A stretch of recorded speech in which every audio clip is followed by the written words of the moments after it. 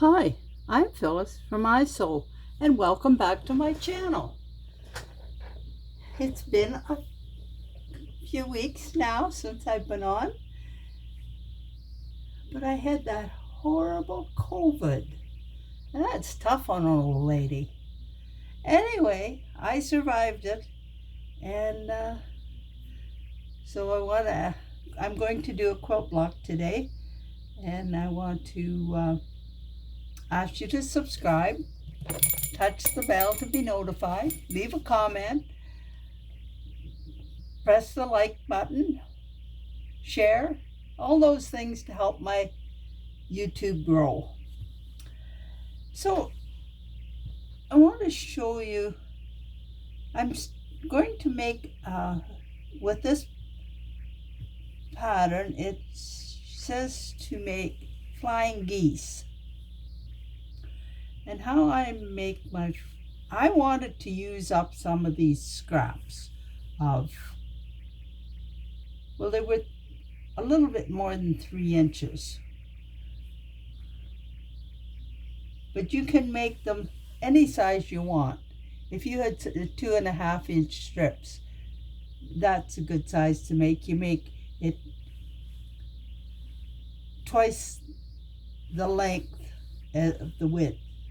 So mine is, we'll say 3 inches by 6 inches. If you were doing it with a 2.5-inch strip, you would want it 5 by 2.5 inches. So I want to cut 8 this size and 8 this size, square.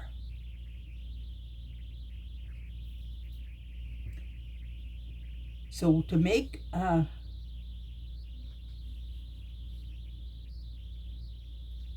flying geese, you line it up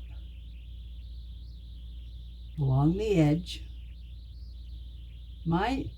This block is a little bit larger, which is okay. I'll trim it all off later. And then I just stitch right along the edge of this line. I marked a line here, but most times I have a mark on my machine and I don't. But I just run it right along the edge. And then that gives me room to fold it back and check to make sure when I sew on it. And then I can trim the edges off. So when I get that one done, and it's going to be the right size, then I turn this back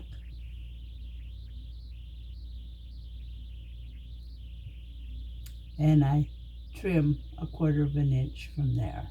So that removes this. Now I could go 1/2 an inch over and make a seam there, but I'm only making a few, so I just use these scraps up for scrap quilts. So when I got that done, it looks like this. I've got this all trimmed off and pressed, and then I take another piece and I line it up to the edge, and I start up here and I sew still on just along the edge of that line to the corner. Just sew right along here, right along this edge. Turn that back, and I want to make sure I have 1/4 of an inch from the point here to here. So then I've got room for I don't cut my point off. And you see, there's my 1/4 inch. And it looks like this at the back. Now, when I go to sew on, I'm looking for a piece like this. So I take this. This is 3 by 6. I line that up along there. And I want to make sure when I sew my seam across here that I come just a little bit above that point where my point is. So my thread, I've sewn it this way and I've sewn it this way. So you'll be able to see where that is if you turn it over and sew it this way. So then when you turn this over, your point will show.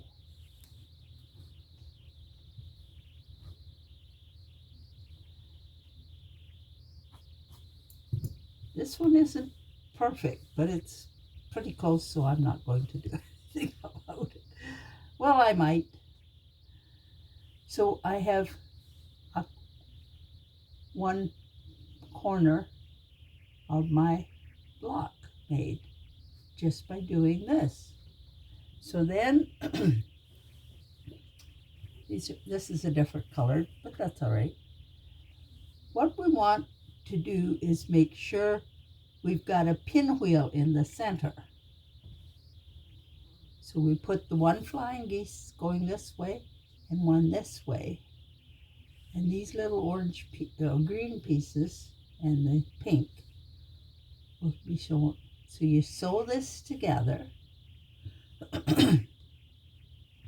like this.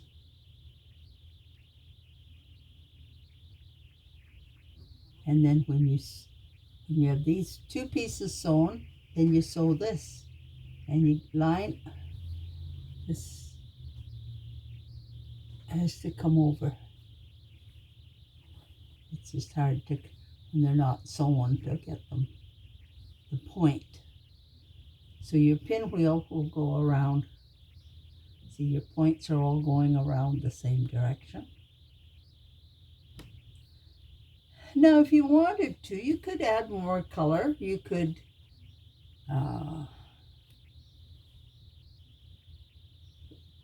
put a white block in here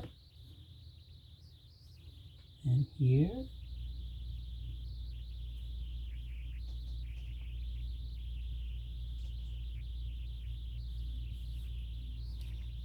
So you could add as many colors as you would like.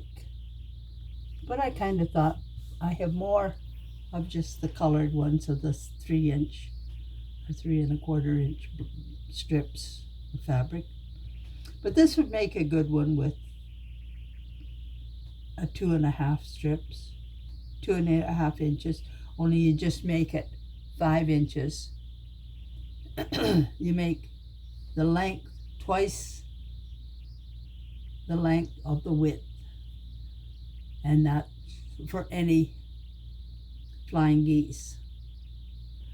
And then I made this one and I made it out of the 2 colors. I think it's kind of pretty. You see, you've got your points all coming together at the center. They're not perfect, but it's not bad. Pretty close. I think they're pretty close. So that's what I've been working on, trying to figure out how to put that together. I may make a table runner out of that, or I may just use it as a, if I decide to make a scrappy quilt and just add it. I'll make all my blocks the same size. Now this is coming out to 11 inches, so it'll be about a 10.5 inch block when it's in the quilt. Yeah. So be sure and subscribe, touch the bell, and thanks for watching. Bye now.